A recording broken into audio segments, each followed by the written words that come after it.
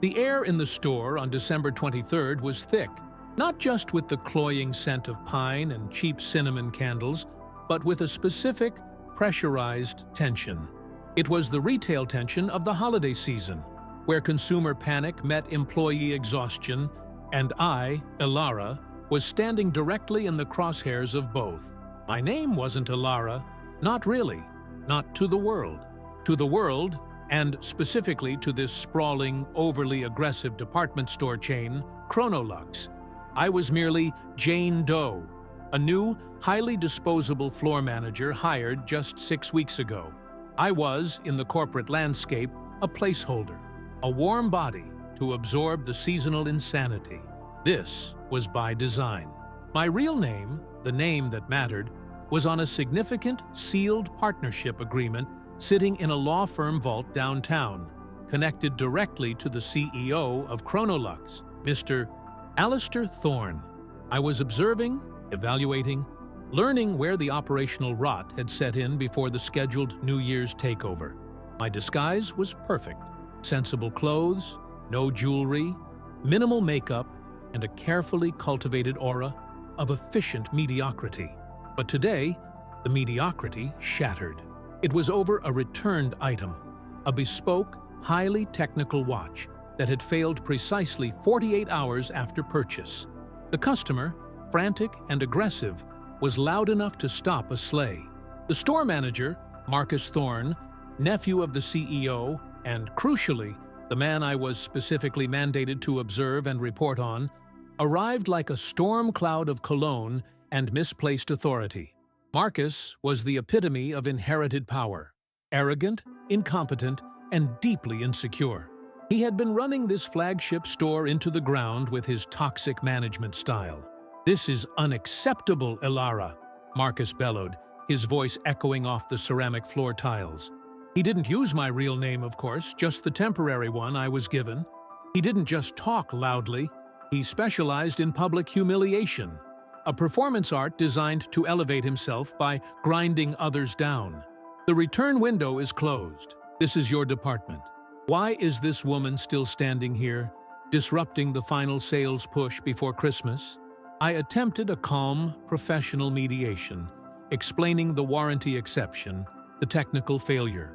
"Sir, the return policy clearly states a technical fault within 72 hours warrants a full exchange or refund, regardless of the no returns after December 20th seasonal rider. This is a liability issue, and a simple resolution." "I don't care about your liability issues, Elara," he sneered, cutting me off with a flick of his wrist. He was playing to the small crowd that had gathered, mostly other overworked staff members too terrified to intervene. "I care about my sales numbers. And I care about the fact that you, the supposed floor manager, are arguing with me in front of customers. You are an embarrassment, a complete disappointment. I knew hiring someone with such a flimsy resume was a mistake, but frankly, you were cheap. Clean this mess up.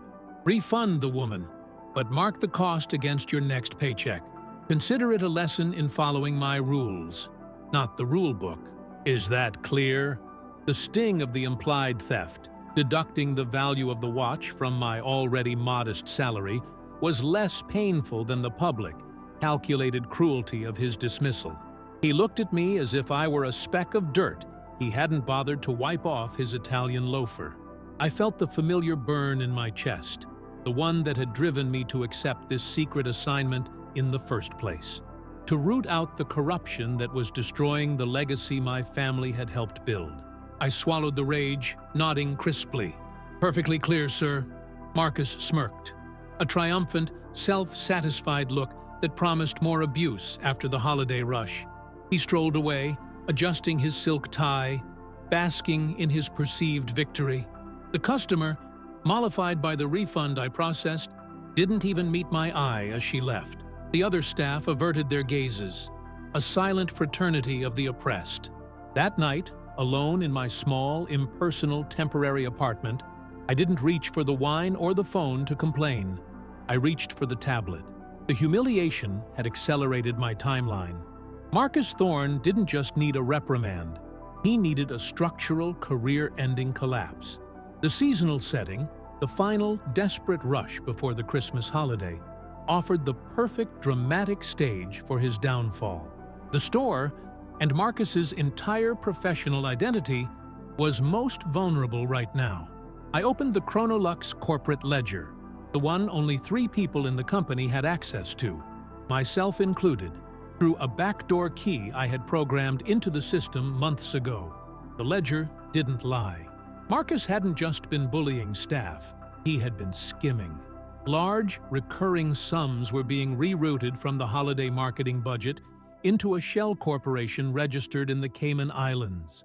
He wasn't just incompetent, he was a thief. The final massive transfer was scheduled for December 31st, just as the New Year's celebration was meant to begin.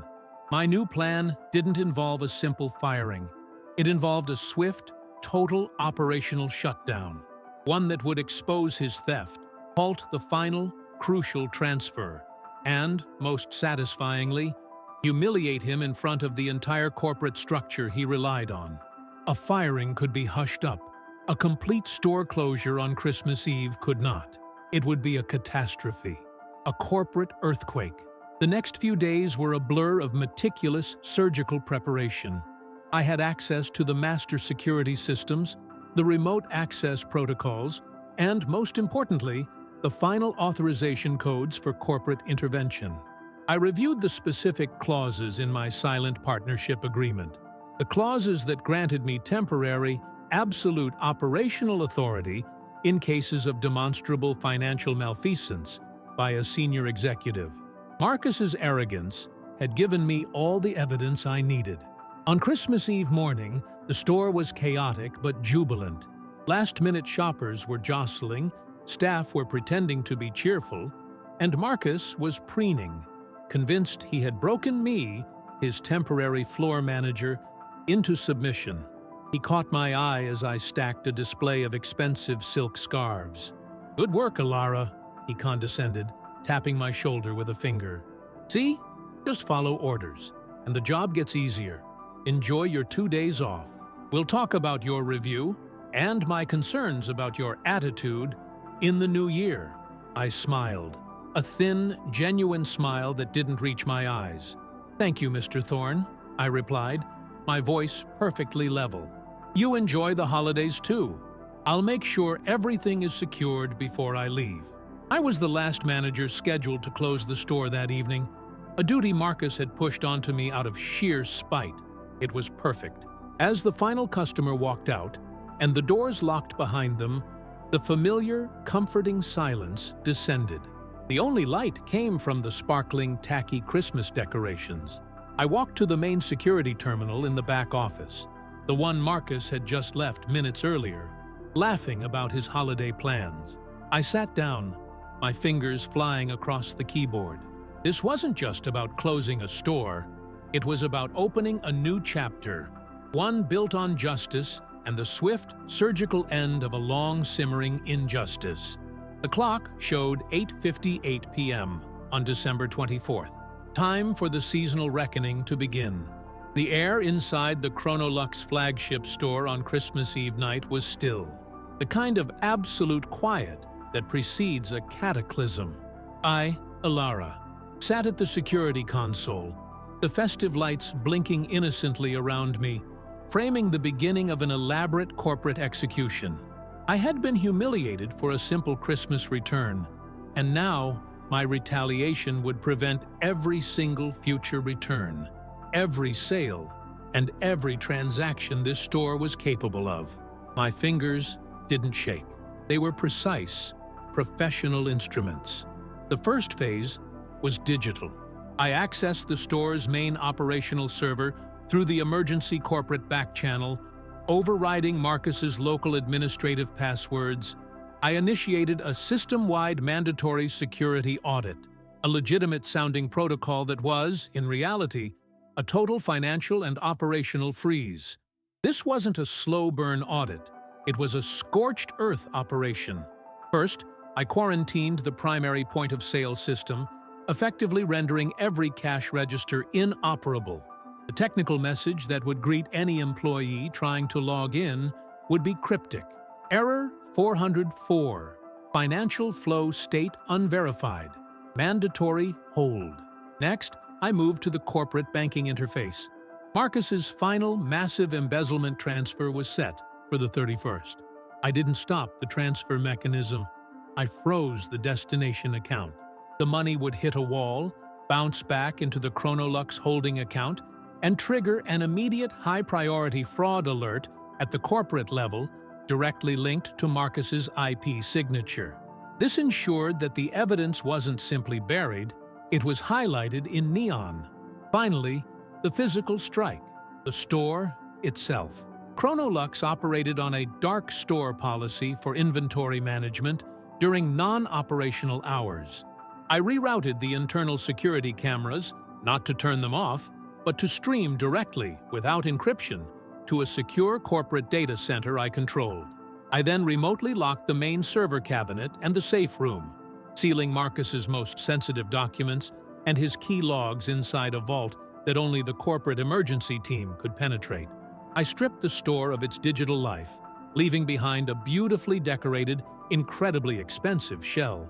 By 10:02 p.m., I logged out, walked through the silent aisles, and left the store. The great festive machine was dead, and no one knew it yet. Christmas Day was excruciatingly normal for Marcus. Through an anonymous corporate burner phone, I tracked his public social media presence. He was posting pictures of expensive gifts, sipping champagne, and complaining vaguely about the challenges of retail management. His arrogance was my protective cloak. He was too consumed by his own self-importance to check the automated system reports, assuming everything was running smoothly in the corporate silence. He thought his public humiliation of Elara was his major victory of the week.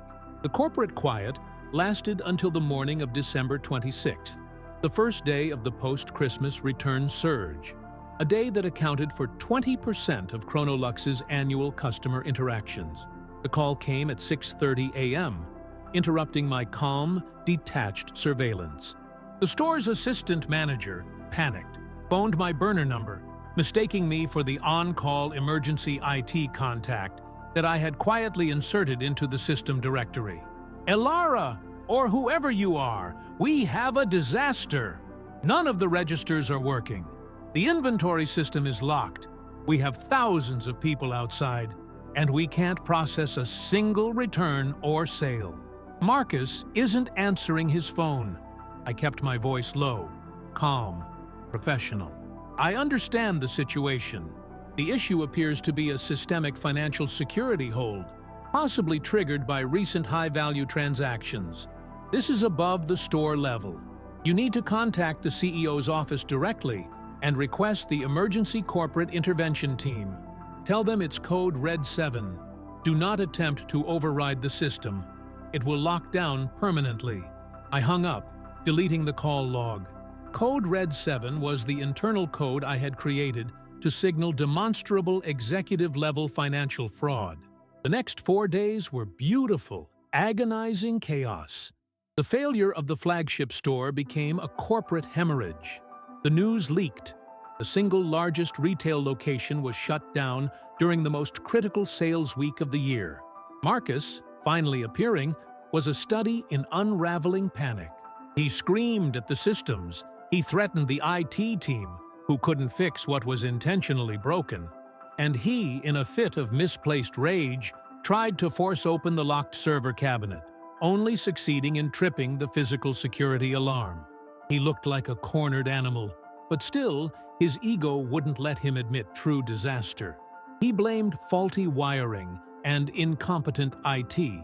He maintained a frantic, pathetic facade of control. He knew he had to keep up appearances until New Year's Eve, the night of the annual ChronoLux Executive Gala. It was the only social event that mattered, a mandatory attendance for all senior leadership, held in the opulent ballroom of the city's oldest hotel. It was where the year's performance was silently judged, and it was where I had decided the final, absolute inversion of power would occur. Marcus, believing he had to save face, spent the 30th tracking me down. He cornered me near the employee exit. He was sweating, his shirt crumpled. "Elara, you were the last one here. Did you touch anything in the back office? Anything at all? I need a witness to say the systems were fine when you left." I met his desperate eyes, not with fear, but with detached pity. "I secured the store exactly as you ordered, Mr. Thorne. I checked the registers, logged out of the financial terminals, and locked the back office. Everything was perfectly secured." I paused, letting the implication land. "Everything was secured, including the evidence against you." He visibly deflated, yet his entitlement kept him standing tall. "Good. You're lucky. Now, listen. Tonight, the gala. You're my temporary administrative assistant for the event. I need someone competent to handle my documents. You need to be there at 6 sharp. Don't be late. And wear something appropriate. You represent me now." His command was the final, perfect piece of the puzzle. He had just demanded I be his silent servant, his administrative scapegoat, at the exact event where I was due to be his executioner. He had no idea that I wasn't just attending the gala. I was on the official corporate program, scheduled for a special announcement slot that I had secured through my partnership mandate. The humiliation he planned for me, a last-minute errand runner, would be instantly reversed into his own absolute public catastrophe.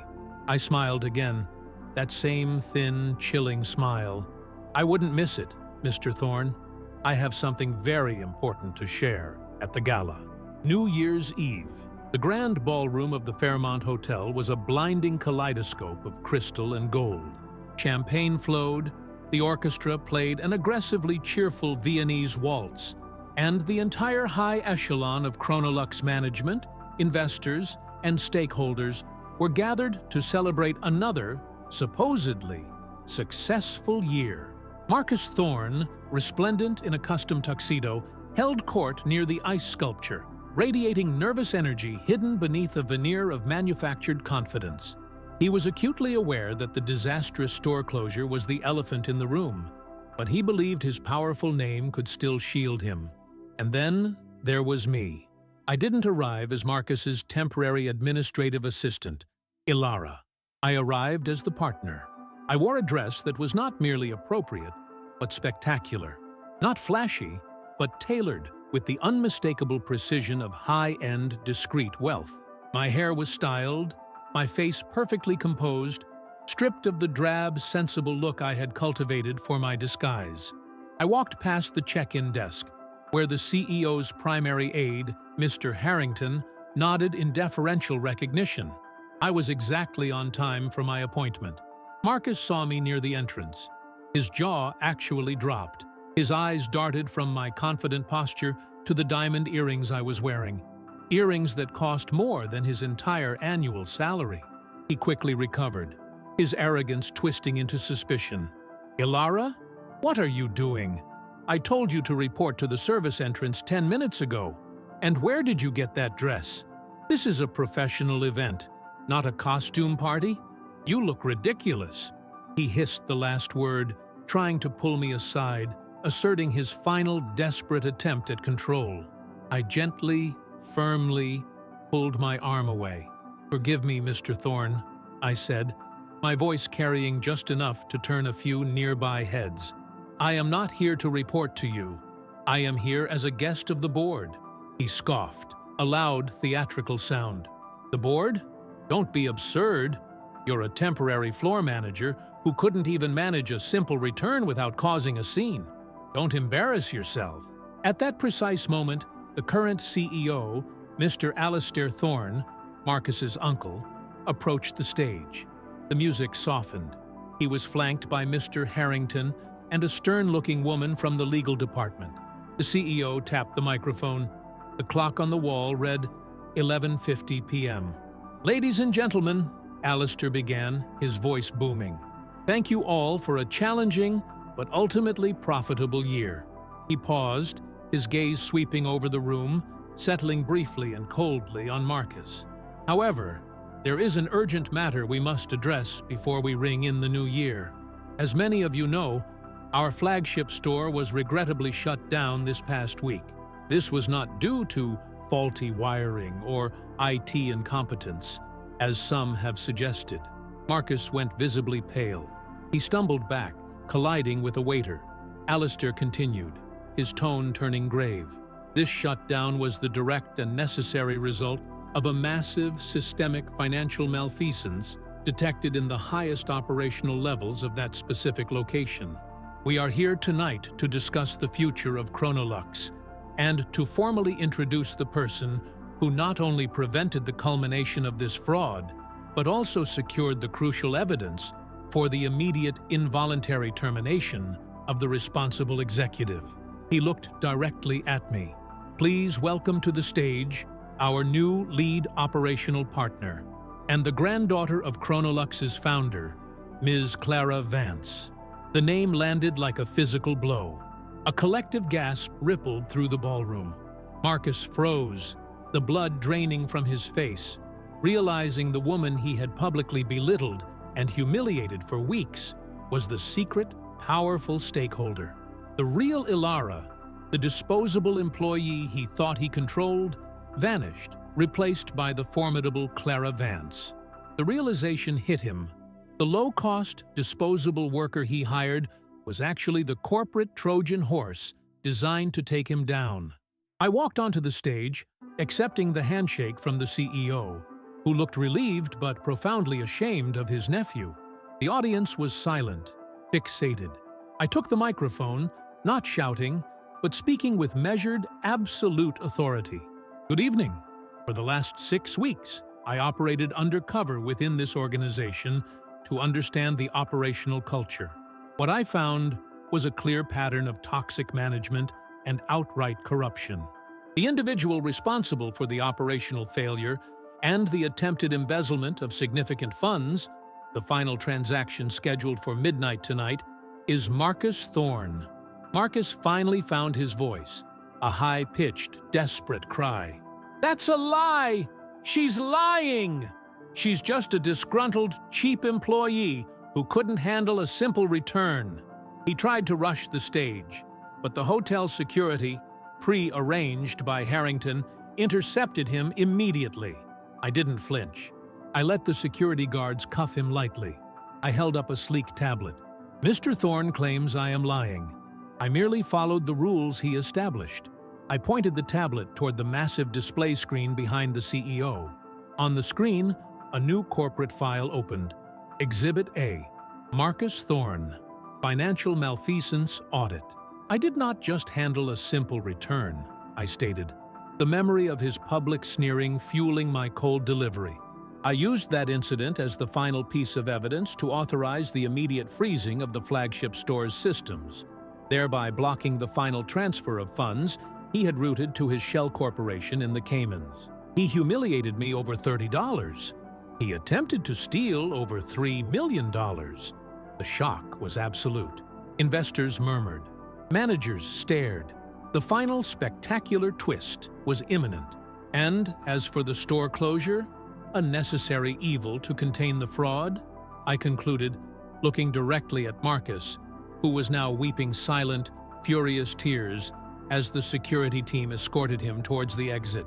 As the partner with temporary operational authority, I made the decision to close the store. And this evening, I am announcing my first official action as the new lead operational partner. The clock hit 11:59 p.m. As of this moment, I announced, my voice cutting through the building suspense, ChronoLux has filed an immediate and permanent injunction. All of Marcus Thorne's assets, properties, and shares are frozen, pending the outcome of the corporate investigation. The thief is out, and the store will reopen under new, clean management on January 2nd. As the clock struck midnight, marking the new year, the ballroom erupted, not with traditional cheers, but with a complex mix of shock, fear, and reluctant admiration. The CEO shook my hand again, a deep, genuine respect now visible in his eyes. The humiliation was complete. The victim had become the executor. The power had inverted. The seasonal vengeance was served. Marcus was led out into the freezing New Year's night, his career, his freedom, and his reputation ruined. The ghost of the cheap employee he mocked having been his corporate executioner.